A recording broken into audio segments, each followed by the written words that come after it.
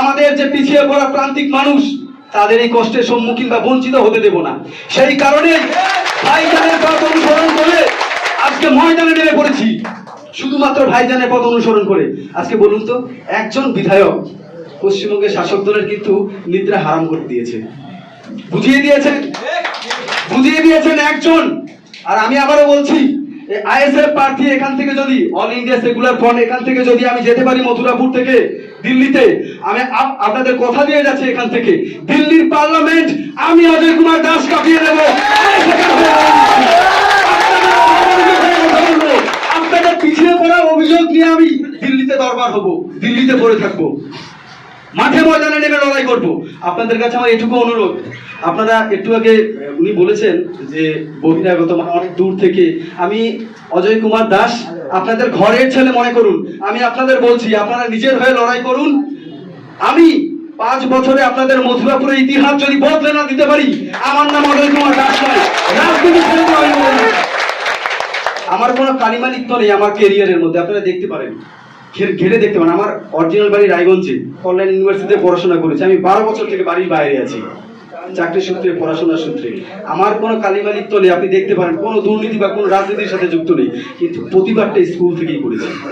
যেখানে অন্যায় হয়েছে সেখানেই দাঁড়িয়ে গেছি, যেখানে অন্যায় হয়েছে সেখানেই দাঁড়িয়ে গেছি, আজও তাই। কিন্তু দেখেছি যে কোনো রং ছাড়া বা কোনো রাজনীতি ছাড়া কখনোই এগুলো সম্ভব না। তার অপেক্ষা করছিলাম, সেই অপেক্ষার অবসান করে দিয়েছেন 2021 সালে আমাদের নওশাদ সিদ্দিকী সাহেব। আপনারা কি মনে করেন আমাকে প্রার্থী করে আমি মানে এখানে কাজ করার জন্য না? আমাকে কিন্তু দায়িত্ব আরো বেড়ে গেছে। আমার নওশাদ সিদ্দিকী সাহেব আমাকে ভরসা করেছেন এখানকার মানুষের হয়ে কাজ করার জন্য, আমার দায়িত্ব অনেক বেশি বেড়ে গেছে। আমি সেই দায়িত্ব, সেই মূল্যবোধ আমি কিন্তু ফিরিয়ে দেবো সেই ফুরফুরা শরীফে।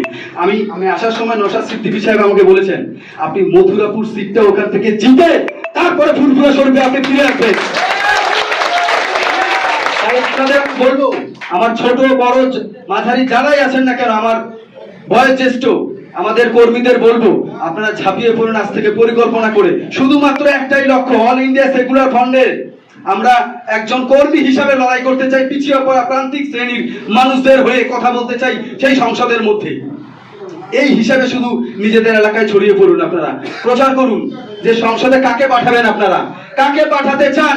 তিরপল চুরি করেছে তাদেরকে, চাল চুরি করেছে তাদেরকে, চাকরি চুরি করেছে তাদেরকে পাঠাতে চান আপনারা, না আপনাদের হয়ে কথা বলবে সেই সমস্ত লোকদের হয়ে কথা বলতে চান? আমি এটাও বলবো, এই এলাকাতে কর্মসংস্থানের খুবই অভাব এই এলাকাতে। আমি চাইবো, আমি দিল্লিতে দরবার করবো।